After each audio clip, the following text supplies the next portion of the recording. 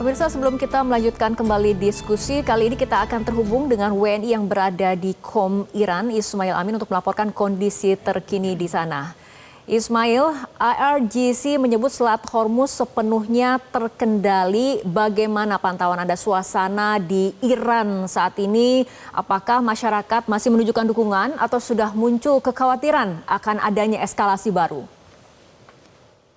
Ya, selamat sore Mbak Fitri, waktu Iran.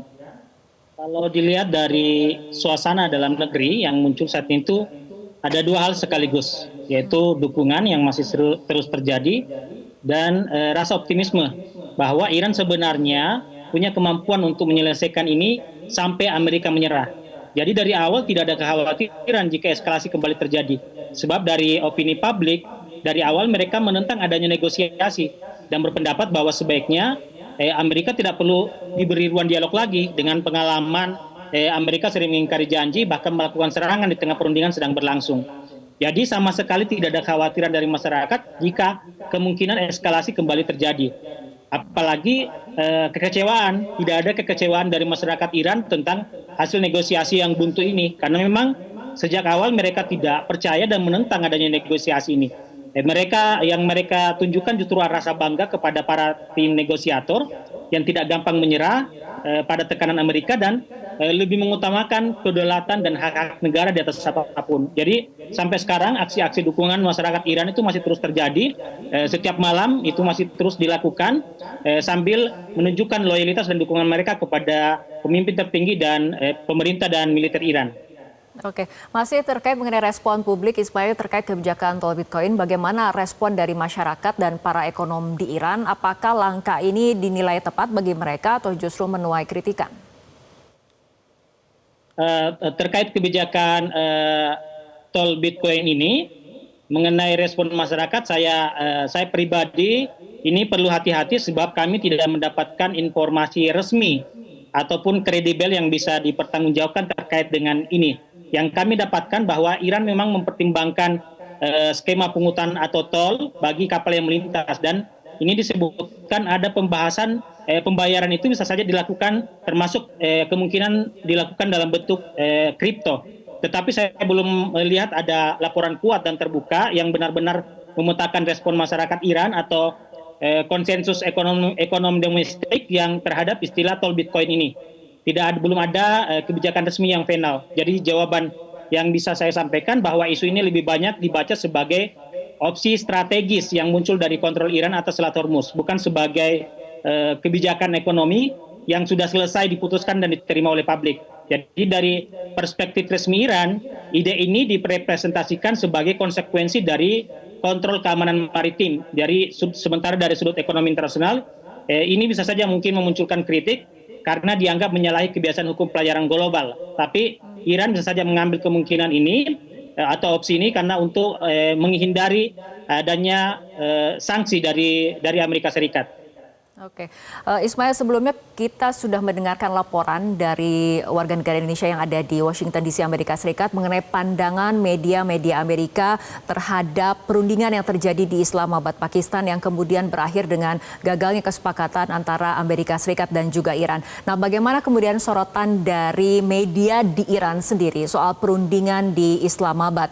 Apa kemudian poin-poin yang dianggap mungkin paling melanggar menurut media di Iran sendiri atau kemudian menjadi kontroversi bagi media Iran sendiri?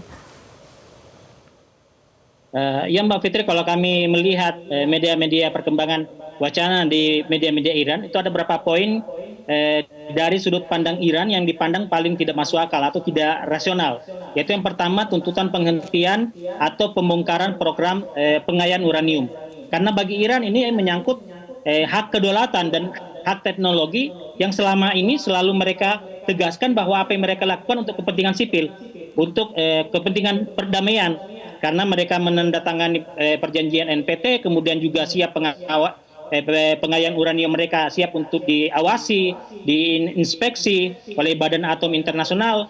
Lalu yang kedua adalah tuntutan agar Iran melepaskan stok uranium yang sudah diperkaya, agar stok uranium yang sudah diperkaya ini diserahkan. Ini tentu saja dibaca oleh Iran sebagai upaya melucuti posisi tawar Iran secara sepihak. Ini tentu saja dianggap tidak rasional dan tidak mau diterima oleh Iran karena dianggap bahwa ini telah melanggar kedaulatan dan hak-hak Iran. Kemudian juga tentang Selat Hormuz. Selat Hormuz ingin dikembalikan ke sebelumnya, yaitu terbuka untuk semua. Sementara Iran sudah mengalami dampak perang yang luar biasa. Sebelumnya sudah ditegaskan oleh Iran bahwa jika kami diperang maka kami akan menutup Selat Hormuz, dan itu telah dilakukan oleh Amerika Serikat dengan menyerang Iran. Sehingga Iran kemudian menutup atau membatasi pergerakan di Selat Hormuz. Lalu kemudian diminta dibuka. Padahal sebelum perang ini terbuka oleh semua dan tidak ada penutupan atau pembatasan dilakukan oleh Iran. Sehingga Iran kemudian kepada dunia atau kepada negara-negara yang terdampak itu meminta pertanggungjawaban kepada Amerika Serikat yang telah melakukan agresi yang dianggap oleh Iran adalah agresi yang ilegal. Seperti itu Mbak Fitri. Baik, terima kasih Ismail Amin melaporkan langsung dari KOM Iran. Baik, tadi kita sudah dengarkan persepsi bagaimana kondisi di Iran dan kondisi di Amerika Serikat, bagaimana kemudian media masing-masing negara menyoroti terutama mengenai gagalnya kesepakatan perundingan antara Amerika Serikat dan Iran. Salah satunya adalah mengenai Hormuz itu sendiri. Saya akan ke Mbak Dina. Ini mengenai apabila kita lihat cermati bagaimana pernyataan-pernyataan Trump lagi-lagi kemudian mengundang sorotan publik, di mana sebelumnya ia mengatakan ingin ataupun mengancam akan menghancurkan peradaban Iran. Kemudian bergeser saat ini ingin memblokade Selat Hormuz. Apakah ini dinamakan strategi seorang presiden atau seperti apa? Strategi menuju pencapaian sesuatu biasanya itu bertahap. Supaya berhasil, mereka pasti akan mulai dari sesuatu yang kecil, meningkat, dan sifatnya pasti transitif. Jadi ada transisinya. Ada transisinya. Jadi nggak mungkin hari ini dibuat sesuatu, besok dibatalkan, besoknya diperpanjang lagi, kemudian besoknya ganti. Karena kalau kita lihat ya, ada banyak hal yang nggak konsisten dengan statement-statement Trump dari waktu ke waktu.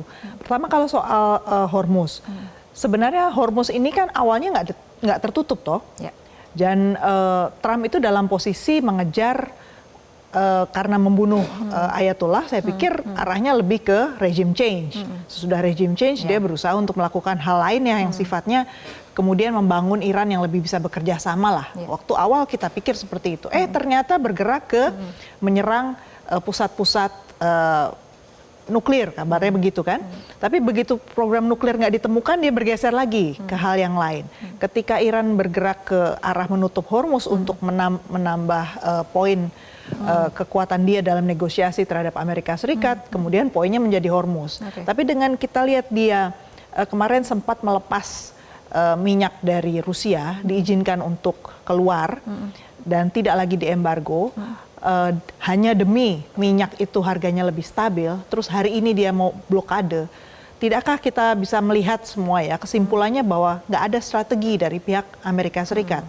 Ini semua kayak gaya bebas untuk mengacaukan kita semua, narasi yang dia kembangkan di dalam negeri tapi tetap konsisten bahwa Amerika menang, bahwa dia melakukan sesuatu yang benar. Ini kan artinya memang ada sesuatu yang sangat tidak sinkron ya, yang juga jangan membuat kita jadi bingung, jangan juga kita ikut terpolarisasi seperti orang-orang Amerika Serikat yang saat ini yang fanatik tuh bisa benar-benar masih tetap pro sama Trump, sementara untuk menggalang dukungan, membuat publik lebih paham tentang situasi di Amerika Serikat sendiri itu masih perjuangan gitu. Jadi kita yang berjarak dengan Amerika Serikat harusnya bisa lebih melihat suasana yang lebih lengkap. Plus juga faktor Israel. Menurut saya Israel dari awal posisinya kan clear ya, tetap rangsek terus gitu kan. Dan apapun narasinya dia mengotorisasi adanya negosiator berangkat ke Islamabad, kita bisa lihat serangan terhadap Libanon jalan terus. Jadi saya kira benang merahnya harus tetap bisa kita tangkap. Pak Dian, untuk Iran sendiri menyikapi pasca kemudian kesepakatan ini batal, ini akan seperti apa? Karena tadi kita dengarkan laporan dari Mas Ismail yang mengatakan memang kemudian poin-poinnya sendiri sudah merasa bahwa posisi tawar Iran direndahkan seperti itu, terutama mengenai uranium enrichment nih. Terima kasih Mbak Fitri. Dua hal ya sebenarnya yang jadi fokus pembicaraan kita ini, nuklir sama Hormuz. Coba kita kembali ke delegasi yang dikirim oleh Amerika dan dikirim oleh Iran. Delegasi Amerika terdiri dari orang-orang bisnis, makelar mungkin mereka itu, nggak lebih. Dan ini juga kemudian disoroti ya oleh media Amerika. Makelar itu. Artinya mereka nggak tahu nuklir kok. Mereka nggak tahu nuklir, harus bicara nuklir. Yang ada harus bisa meyakinkan Iran tidak boleh punya nuklir, titik. Berarti mereka nggak ngerti yang namanya Non-Proliferation Treaty, hak setiap negara anggota NPT untuk punya program nuklir untuk tujuan damai, hak semua negara untuk bekerja sama dalam bidang nuklir. Nggak ngerti itu 3 orang makhluk itu, ya kan? Karena mereka pedagang, makelar. Sementara Iran datang dengan kesungguhan. Nah, tim negosiasinya Iran itu kelas berat semua, itu diplomat tuh. Si Arachi itu Menlu sekarang itu veteran perundingan JCPOA itu, dia ngerti benar bagaimana memainkan narasi nuklir yang waktu itu berhasil meyakinkan delegasi Amerika sehingga bisa menerima JCPOA. Lalu sekarang kan sama sekali dia nggak ngerti nuklir.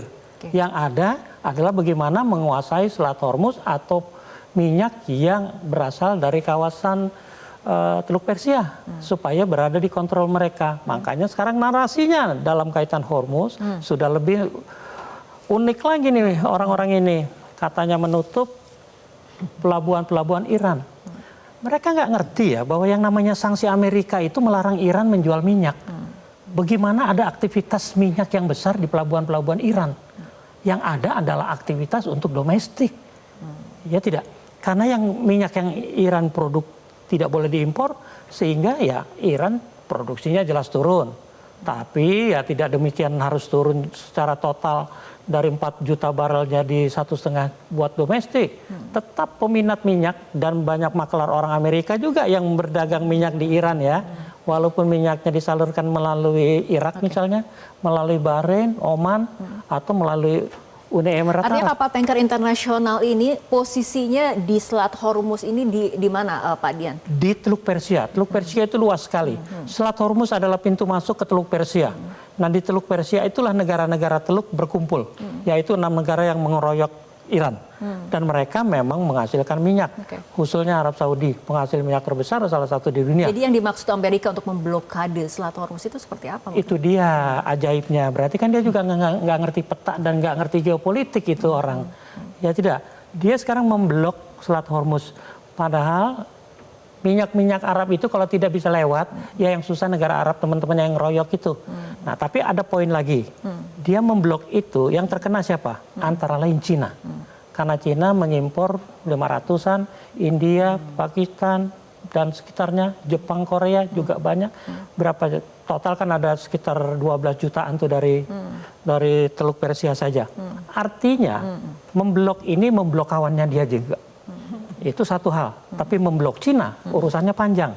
Cina bilang saya bisa beli dari Rusia lewat Vladivostok dari mana mereka juga berbatasan. Tapi yang tidak diduga adalah bahwa itu mengganggu juga Jepang sama Korea misalnya, teman-temannya sendiri. Jadi apa yang dimaksud dengan memblokade Selat Hormuz kalau yang terdampak adalah teman-temannya sendiri. Sementara Iran di pelabuhan-pelabuhannya ya memang tidak ada aktivitas jual beli minyak gitu loh.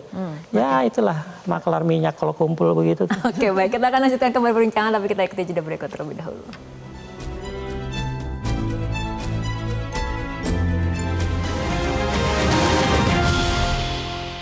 Jelajahi cara baru mendapatkan informasi. Download Metro TV Extend sekarang.